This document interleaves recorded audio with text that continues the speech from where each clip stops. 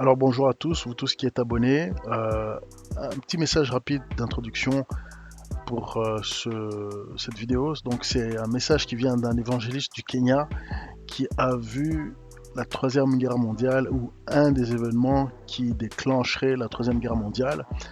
Et donc sans plus attendre, allons-y.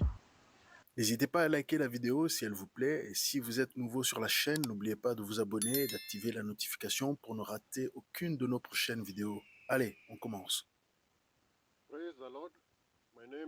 Loué soit le Seigneur. Je m'appelle l'évangéliste Seth Omilo de Nairobi, au Kenya. J'ai été évangéliste pendant les 35 dernières années et j'ai aimé servir le Seigneur Jésus-Christ en tant que mon Seigneur et Sauveur.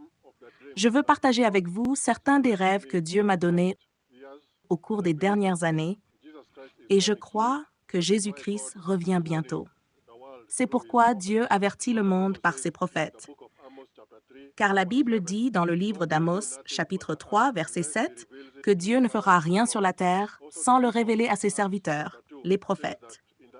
Aussi, le livre des Actes, chapitre 2, dit que dans les derniers temps, les hommes et les femmes âgés, les hommes et les femmes, les jeunes garçons et les jeunes filles, et les servantes vont voir des rêves et des visions et ils prophétiseront parce que Dieu va répandre son Saint-Esprit sur toute chair qui invoque le nom de Jésus-Christ.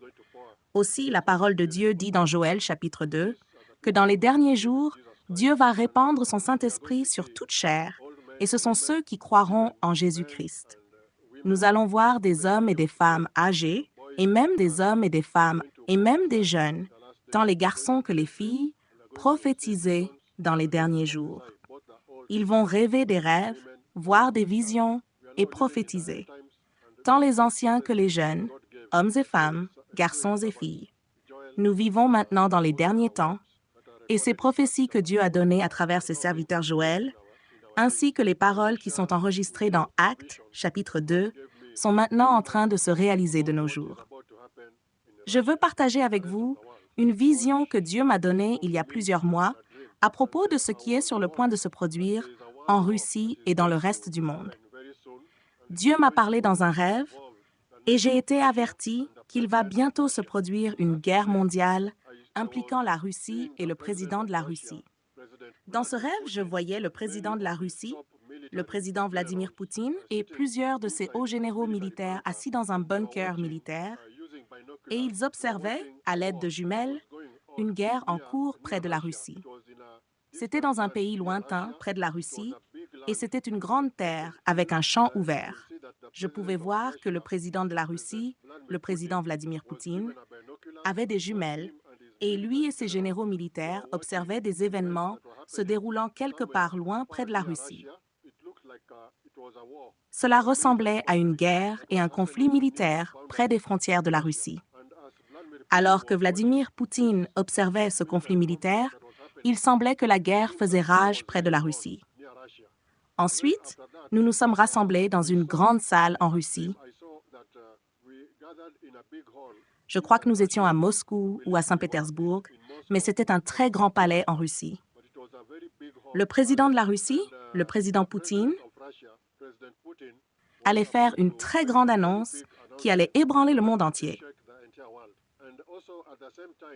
En même temps, j'ai vu que certains scientifiques et hauts responsables militaires développaient une arme très puissante en Russie.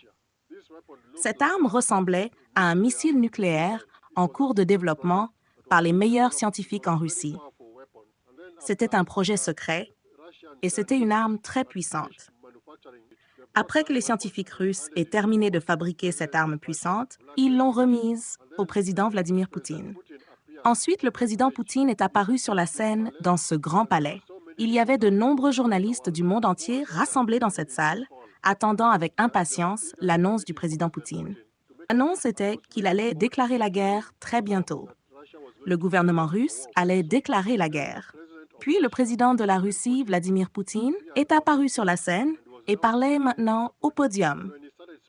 Lorsqu'il a commencé à parler, je ne pouvais pas entendre les mots exacts qu'il disait, mais je me souviens de la réaction de tous les journalistes, reporters de journaux et journalistes de télévision qui enregistraient ses paroles. Tout le monde dans ce grand palais a paniqué.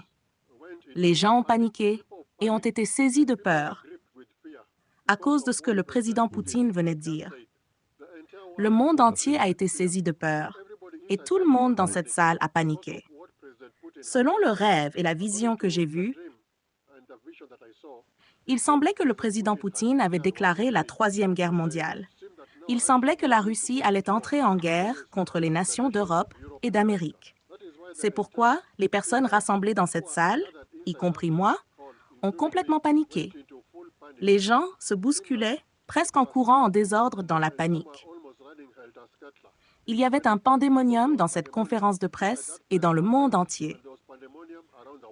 Le monde entier a été saisi de choc par ce que le président Poutine venait de dire. Après cela, j'ai été emmené dans une autre partie du rêve. Dans ce rêve, je me tenais avec le président Poutine de Russie et je lui parlais. Je lui ai dit que selon la prophétie biblique enregistrée dans le livre de Jérémie, chapitres 50 et 51,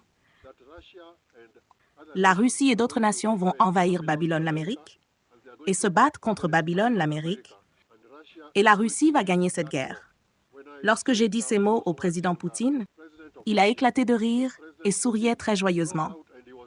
Je l'ai vu rire et sourire, et il était très perplexe et étonné par les mots du message prophétique que je lui ai donné. Ensuite, le rêve arrivait à sa fin. Par conséquent, je crois que cette guerre que nous voyons maintenant en Ukraine, où l'Amérique, l'Europe et d'autres pays de l'OTAN se battent contre la Russie, conduit l'ours à perdre patience. Je crois, comme il est écrit dans le livre de Daniel 5, que l'ours a reçu l'ordre de se lever et a reçu le pouvoir d'attaquer et de dévorer beaucoup de chair, parce que cet ours avait 3 côtes dans sa bouche. Je crois que l'ours russe va maintenant recevoir l'ordre de se lever, d'attaquer et de dévorer beaucoup de chair. C'est la Troisième Guerre mondiale qui va éclater sur la Terre lorsque la Russie attaquera d'autres nations en Europe, en dehors de l'Ukraine, et finira par entrer en guerre contre Babylone, l'Amérique. Nous devons prier et nous repentir de nos péchés. Si vous vivez en Amérique ou en Europe, il est très important de vous repentir de vos péchés et d'accepter le Seigneur Jésus-Christ comme votre Seigneur et Sauveur. En cas de guerre nucléaire, vous pourrez mourir en étant dans le Seigneur Jésus-Christ. Nous sommes dans les derniers jours. Ce sont les derniers jours. Jésus a parlé de guerre et de rumeurs de guerre, et de guerre entre nations, de nations contre nations et de royaume contre royaume, selon les prophéties de Matthieu, chapitre 24, versets 1 à 8. Alors, partagez cette vidéo et demandez à d'autres personnes de s'abonner. Merci Great Miracle Avenue, votre chaîne, de m'avoir donné l'opportunité de partager cette vidéo avec vous. Que Dieu vous bénisse et vous protège. Au nom de Jésus, je prie. Amen. Que pensez-vous de cette vidéo? Est-ce que vous êtes d'accord? Est-ce que vous n'êtes pas d'accord? Ou est-ce que vous voyez les choses autrement? Ou si vous avez reçu autre chose qui va avec ce message, laissez un commentaire. Si cette vidéo vous interpelle, si cette vidéo vous parle, laissez un commentaire. Partagez vos rêves, vos expériences de mort imminente, vos expériences spirituelles à l'adresse ci-dessous, visiontransformation.info@gmail.com. Nous connaissons en partie, nous prophétisons en partie, donc plus nous en savons et mieux nous marchons.